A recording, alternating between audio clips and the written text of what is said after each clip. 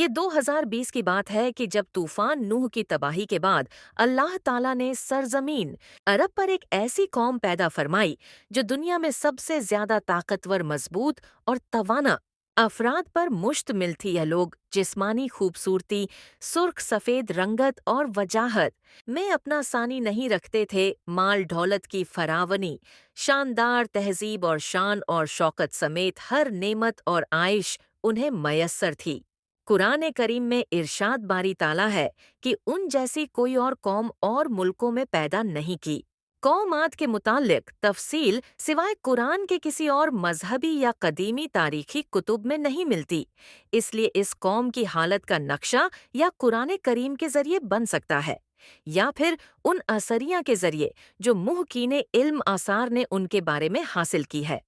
मोखन लिखते हैं कि आद नाम का एक शख्स नूह की चौथी नस्ल में उनके बेटे साम की औलाद में से था, चुना उसकी पूरी कौम।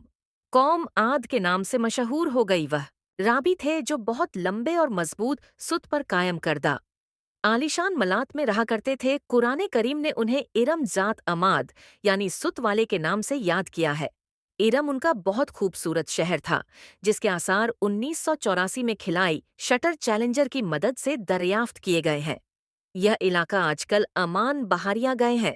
यह इलाका आजकल अमान का हिस्सा है। बहरिया अरब और बहरे अहम के दरमियान अमान हज़र मौत बहरे और मगरिब यमन तक, एक हज़र मौत बहरे और मगरिब यमन तक एक वसी सहरा है, जिसे सहरा अल काफ कहते हैं।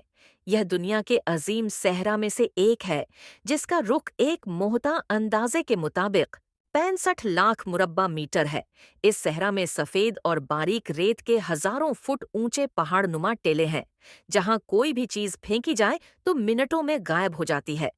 किसी जमाने में यह दुनिया का सरसब्ज शादाब इलाका था और वहां यह कौम आद आबाद थी।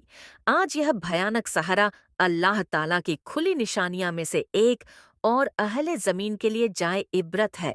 और कुरान करीम में इरशाद बारी ताला है कि वो इरम जो सुत वाले थे, जिनकी मानंद कोई कौम मुल्कों में पैदा नहीं की गई। बाज मुफस्सिर ने इरम आद के दादा का नाम था, जैसा कि उनके शजरा नसबी फरमाते हैं कि आम मोखन का ख्याल है कि इरम कौम आद के शाही खानदान का लक़ब था।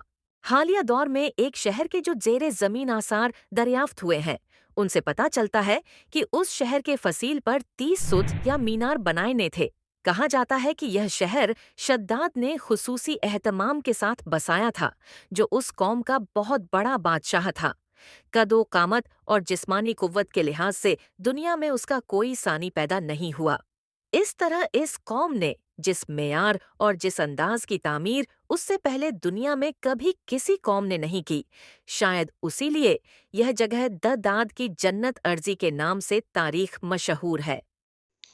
ऐसे ही कुरान और हदीस की रोशनी में बनाई गई इस्लामिक वीडियो को और देखने के लिए हमारे चैनल को लाइक, शेयर और सब्सक्राइब करें।